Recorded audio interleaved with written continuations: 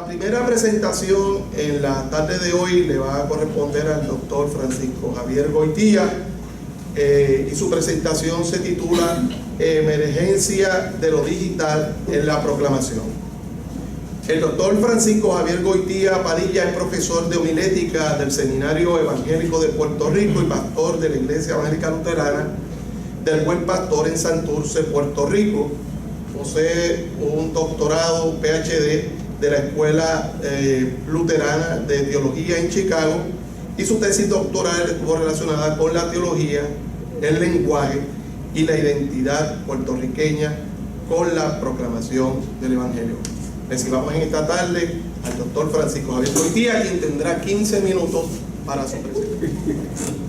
Buenas tardes nuevamente. Mi nombre es Francisco Javier Goitía, soy luterano y quiero hablarles de emergencia de lo digital en la proclamación. Hago una aclaración que no voy a tocar dos temas específicos en relación a la era digital. No voy a tocar el tema de acceso. Yo creo que el acceso es muy importante, ¿verdad? ¿Cuántas personas realmente tienen acceso al espacio digital? Ni voy a tocar, voy a tocarlo por encima, pero no con mucho detalle, el asunto del poder, de cómo se relaciona la administración y el uso del poder en la era digital. Simplemente me voy a circunscribir el asunto del espacio, ¿verdad? Y la nueva manera de pensar, de ver, de entender las cosas que nos provee esta nueva era. La palabra emergencia tiene dos connotaciones que me gustaría explorar. La primera se refiere al surgimiento de algo diferente, algo que emerge, a la llegada de algo nuevo. En nuestro caso, el arribo e implantación de una nueva manera de ver, de producir y de entender. La segunda connotación de la palabra emergencia tiene que ver con atención a una situación de cuidado o de peligro. Se identifica una crisis que debe asumirse en sus desafíos y en sus posibilidades.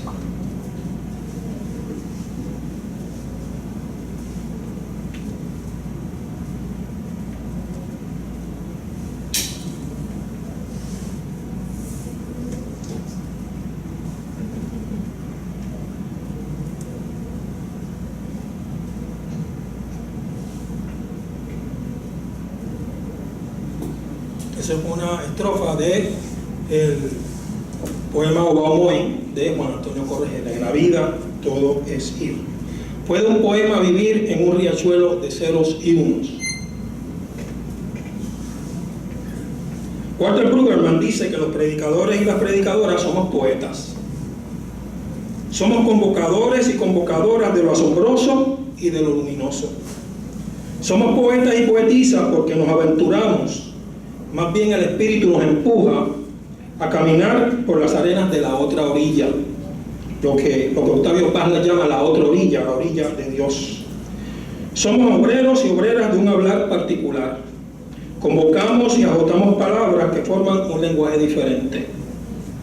Diferente al del duro legalismo o al de la fácil psicologización que nos rodea. Las palabras de los predicadores y de las predicadoras son cucubanos de esperanza en una noche sin luna.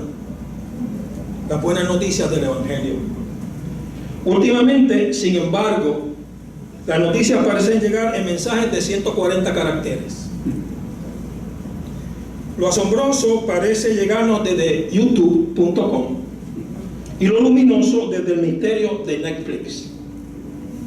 Lo ubicuo se ha convertido en lo virtual, lo verdadero se confunde con accesibilidad wikipédica de la información. Mundos diversos chocan y se expanden rápidamente ante nuestros ojos, saturan nuestros cerebros de datos y desafían nuestra cordura. La velocidad y cantidad de la información digital que nos abruma no solamente es una amenaza, es también una oportunidad. El mundo digital nos provee oportunidades y aventuras inimaginadas, desde convocaciones políticas como la de Egipto hace algunos años, pasando por la presión mundial en el conflicto de Gaza e Israel hace unos meses, hasta la socialización del conocimiento en cursos en línea o en www.ted.com. El terror y el misterio habitan la geografía digital.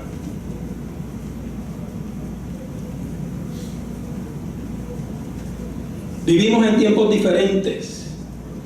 Es un mundo que resbala. En cuanto a lo digital, un profesor de homilética, ahora presidente del Seminario Luterano en Filadelfia, David Loss, dice lo siguiente: hemos entrado en una era donde obtenemos significado y construimos identidad de manera diferente a las generaciones pasadas. Esto debido al gran número de narrativas, de visiones de mundo y de sistemas de significado disponibles a través de medios digitales. El cambio radical en cuanto a la información tecnológica, particularmente el desarrollo de la Internet, explica en gran manera el por qué pasados patrones de comunicación y enhebrados de comunidad son cada vez más inefectivos.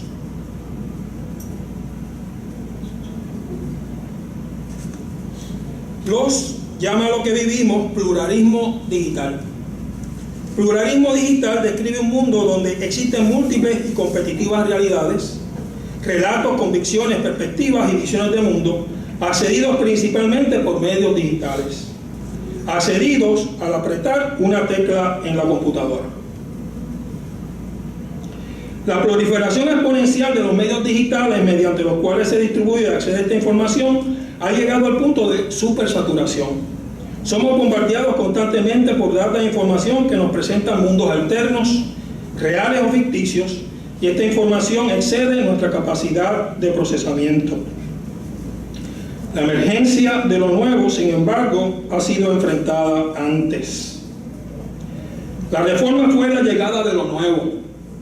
Peter Matteson afirma que la reforma pudo ser el reemplazo de una manera de entender por otra. El cambio de una arquitectura de lo imaginario por otro. Una nueva manera de pensar fue asumida y socializada tanto por los reformadores históricos como por los radicales. Recursos del entorno y nuevas maneras de socializar la información fueron utilizadas para adelantar la reforma.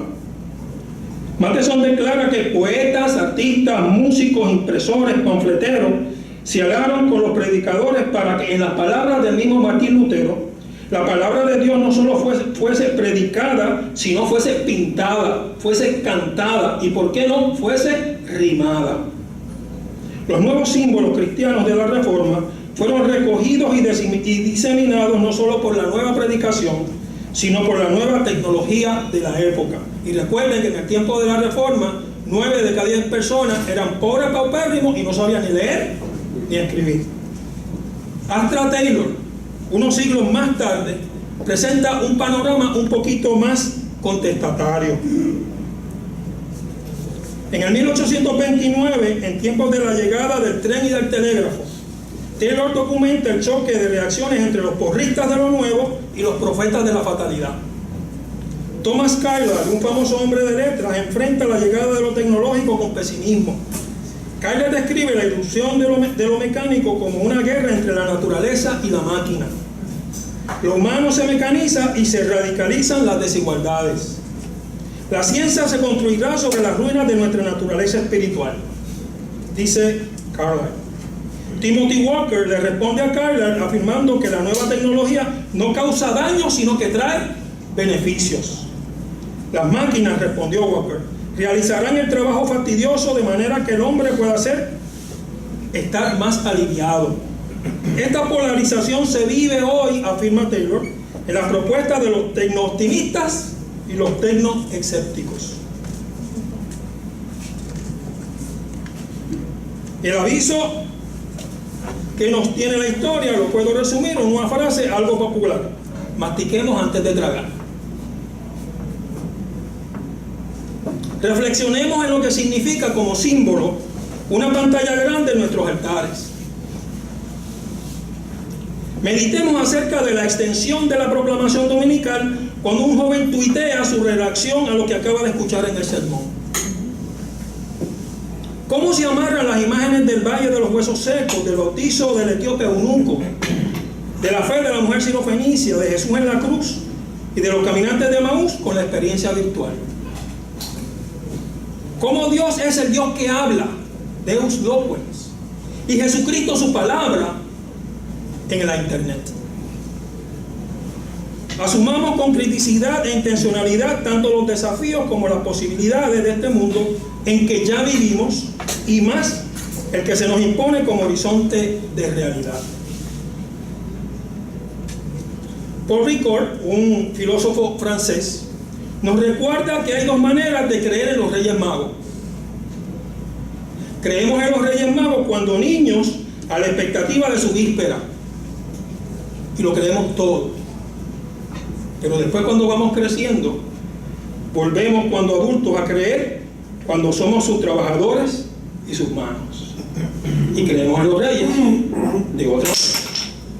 Justo González, en un escrito que escribió hace algunos años, nos advierte lo siguiente: en un mundo resbaloso, el último en trepar se queda arriba.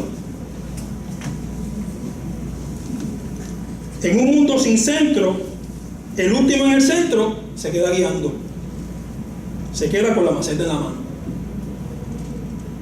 Las advertencias no son, sin embargo, excusas para no hacer nada.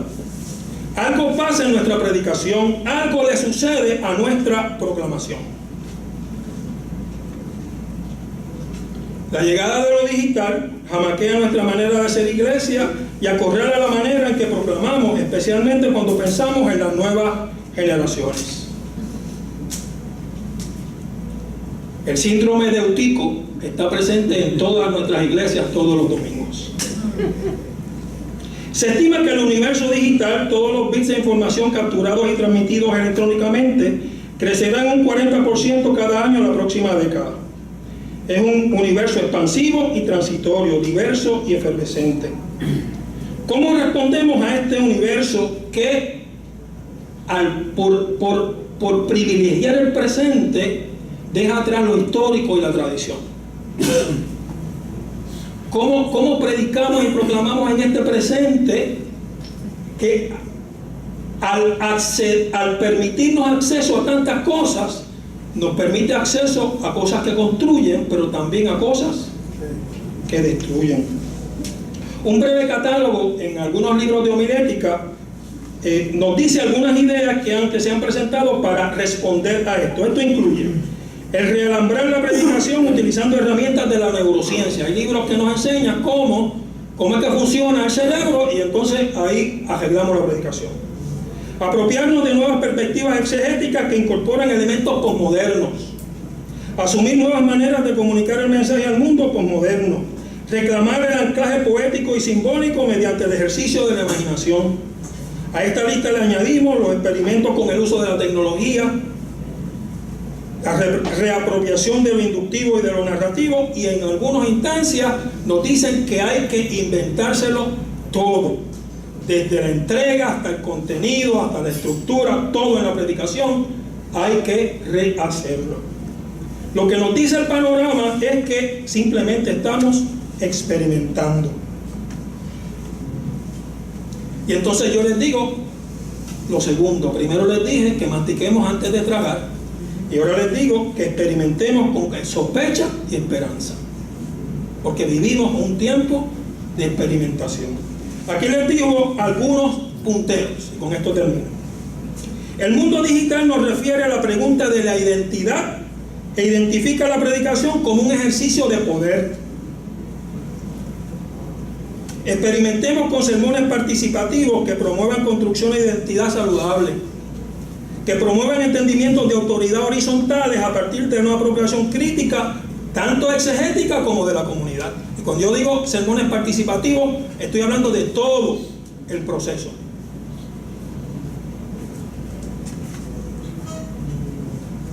La proclamación y la predicación en la era digital deben esforzarse por amarrarnos firmemente a una comunidad de fe que expanda el entendimiento de sí misma más allá de sus límites tradicionales, sin claudicar a una corporalidad comunitaria.